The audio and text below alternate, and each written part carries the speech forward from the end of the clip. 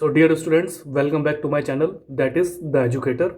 Today, we are going to start our General English Speaking Part 17, in which we are going to study about future perfect tense and future continuous tense. So, let's start. So, dear students, today we are going to start our General English Speaking Part 17, and today we are going to discuss about future perfect tense and future continuous tense. So, let's start. General English Speaking Part 17, Future Perfect. So, what is basically future perfect tense and what role does it play in speaking our English language? So, let's know about it. It is used to express the completion of an action by a certain future time. So, this means ये जो future perfect tense है तो ये तब प्रयोग में लाया जाता है जब आपको किसी भी जो प्रतिक्रिया होती है उसके कंप्लीशन उसको आपको पूरा करना होता है और उसको आपको व्यक्त करना होता है, एक्सप्रेस करना होता है by a certain future time. जो फ्यूचर में या भविष्य में कोई समय आने वाला होता है तो उसमें आपको उसको व्यक्त करना होता है, उसको एक्सप्रेस करना होता है। The verb used will be in the past participle form. तो जो क्रिया इसमें यूज की जाएगी वो बेसिकली एक पास्ट पार्टिसिपल फॉर्म में होगी।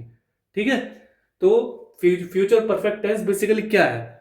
It is use to express the completion of an action by a certain future time. तो ये क्या करता है, ये इस तरीके से प्रयोग में लाया जाता है जो एक्सप्रेस करता है, जो व्यक्त करता है किसी भी प्रतिक्रिया की संपूर्णता को by a certain future time. जो भविष्य में कोई समय आएगा उसके अनुसार वो उसकी पूर्णता को पूरा करता है। The verb used will be in the past participle form. तो जो क्रिया इसमें यूज की जाएगी तो वो अपने पास्ट पार्टिसिपल फॉर्म में होगी। Now let's see it's condition. अब हम इसकी कंडीशन देख लेते हैं क्या होती है।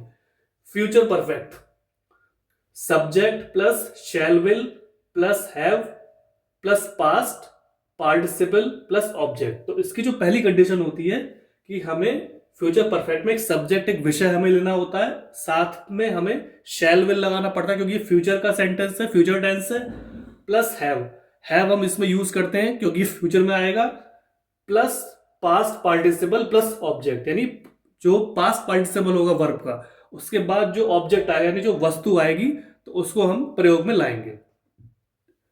I plus shall plus have plus written plus the letter by the evening. So I shall have written the letter by the evening.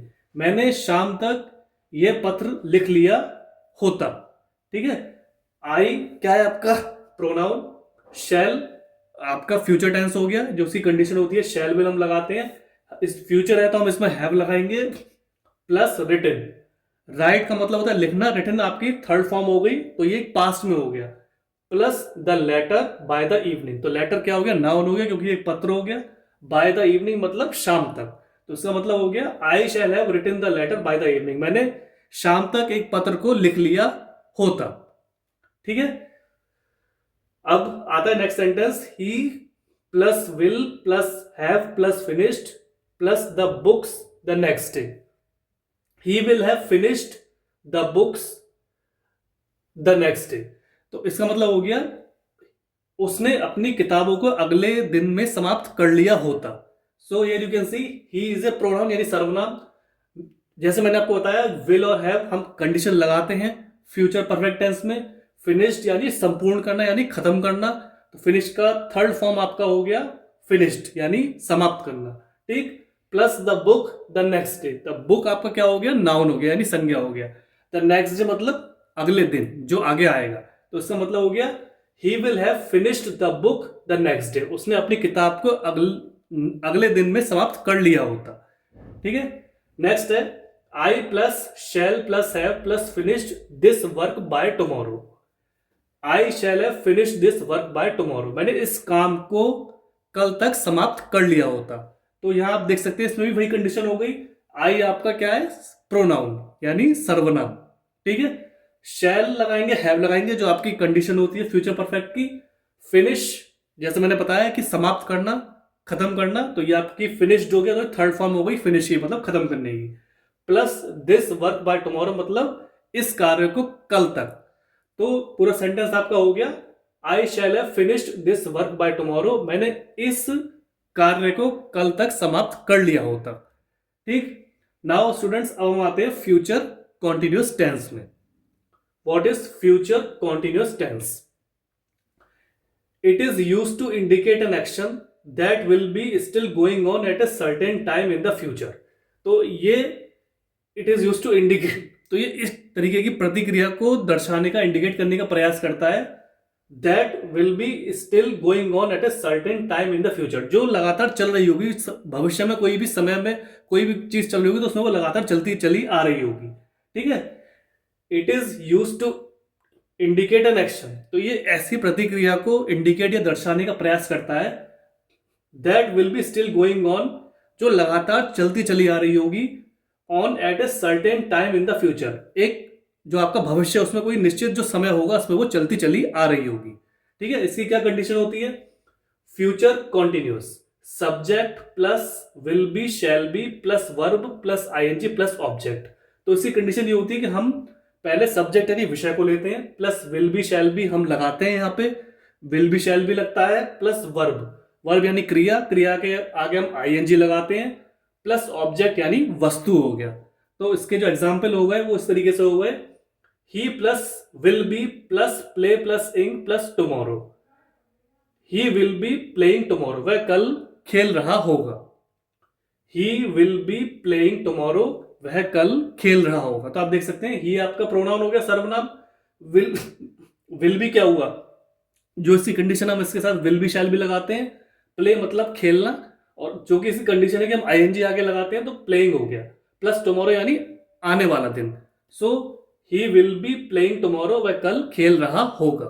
Similarly I plus shall be plus travelling plus tomorrow, I shall be travelling tomorrow, मैं कल को यात्रा कर रहा हूंगा।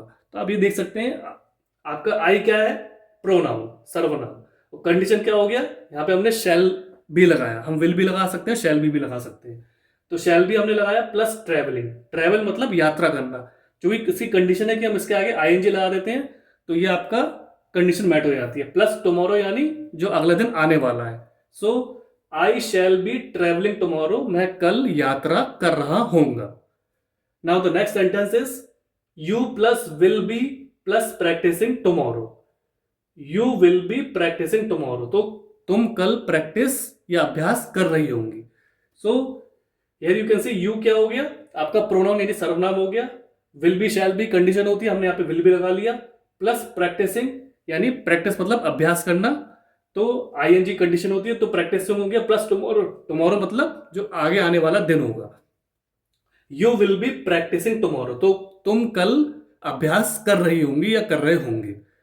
So students, this was the general English speaking part 17, in which I tried to explain you about future perfect tense and future continuous tense.